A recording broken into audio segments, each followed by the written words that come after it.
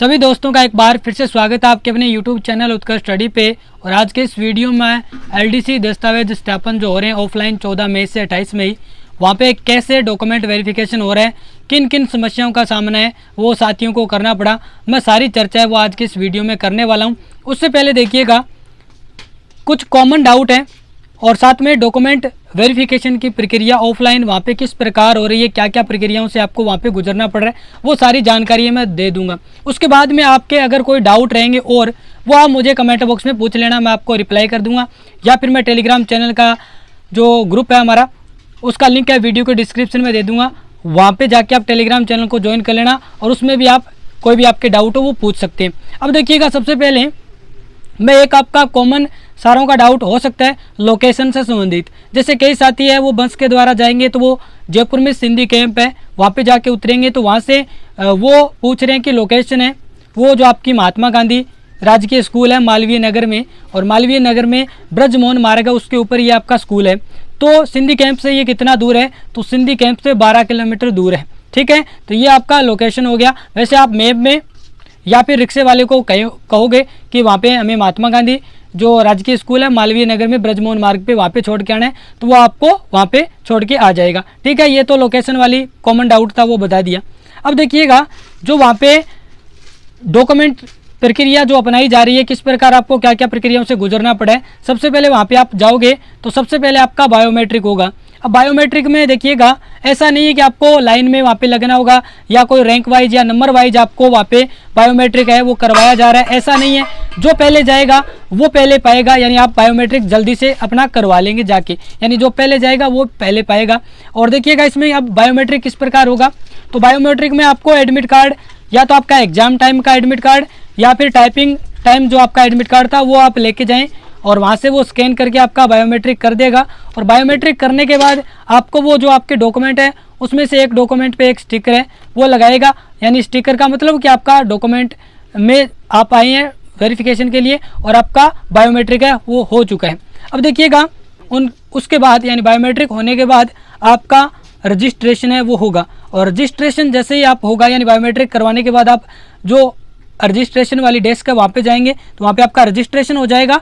और रजिस्ट्रेशन जैसे ही होगा तो आपको वहाँ पे टोकन नंबर है वो दिया जाएगा, और उस टोकन नंबर पे आपका रूम नंबर यानी कौन से रूम में आपका डॉक्यूमेंट वेरिफिकेशन होगा, उसके बाद उसमें रूम नंबर और दल संख्या यानी कौन सा जो दल है टीम है वो आपका DV करेगी, आपसे जो है डॉक्यूमेंट लेगी और आपकी रैंक है वो उस टोकन नंबर पे लिखी हुई होगी।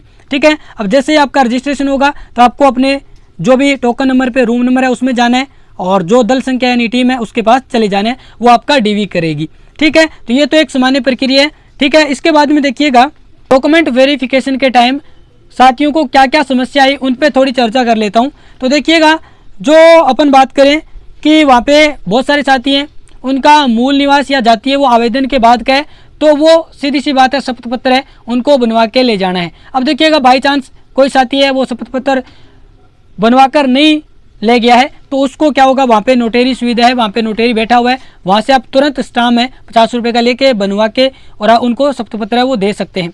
इसके अलावा देखिएगा अगर आपके नाम में भी कोई मिस्टेक है तो आप पहले ही देख लेना, वहाँ पे मतलब शपथ पत्र वाला मिल रहा है यानी आपको स्टाम्प वगैरह वहाँ पे मिल रहा है। लेकिन अगर आपको कॉमन कोई समस्या है, आपके जैसे नाम में मिस्टेक है या आपने जैसे मैंने अभी बताया आवेदन के बाद का मूल या जाती है, तो आपको पता है और आपको एफिडेविट है वो पहले से ही बनवा के ले जाना है। ठीक है, और इसके अलावा देखिएगा वहाँ पे अगर आप बनवाएंगे तो आपके रुपए हैं वो भी ज़्यादा खर्च होंगे। और इसके अलावा देखिएगा अगर एक्स्ट्रा जो सर्टिफिकेट है जैसे मतलब उस चेकलिस्ट में आपके जो भी डॉक्यूमेंट 15 दिए हुए हैं उसके अलावा जैसे आपकी RSCIT वाली है या उसके अलावा अन्य कोई भी आपका और सर्टिफिकेट है तो वो आप एक्स्ट्रा नीचे जो 15 के बाद में जैसे आप 16 नंबर मार्क करके जैसे RCIT आप दे रहे हैं क्योंकि देनी है सभी को, तो RCIT 16 नंबर पे लिख के और वो आप नीचे लिख देना। ठीक है, क्योंकि एक्स्ट्रा डॉक्यूमेंट उसकी जगह नहीं है, जैसे अब RCIT के लिए तो उस 15 में से जगह उसमें नहीं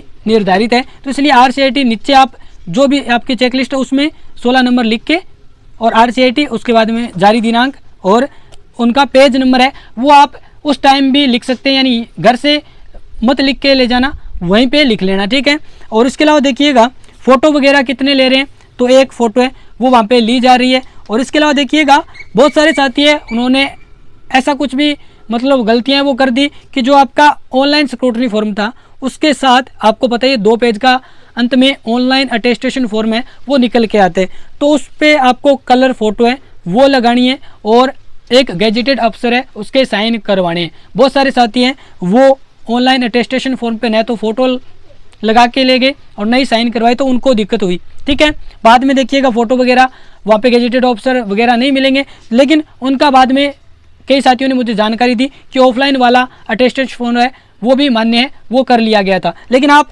बेहतर ये रहेगा, अब आपको पता चल गया है कि ऑफलाइन वाला है वो उन्होंने मतलब थोड़ी बहुत आपस में ऐसे वो बोले कि आपको पता ही था कि ऑनलाइन वाला लाना है, ऑफलाइन हम नहीं लेंगे, ऐसे करके बाद में अंत में ले लिया। लेकिन आपको अब पता चल चुका है तो बहुत सारे साथी बाद में जाएंगे तो ऑनलाइन वाला अटेस्टेशन फॉर्म है उस पर अपनी कलर फोटो और गैजेटेड ऑफिसर है उसके साइन है वो करवा के ले जाएंगे।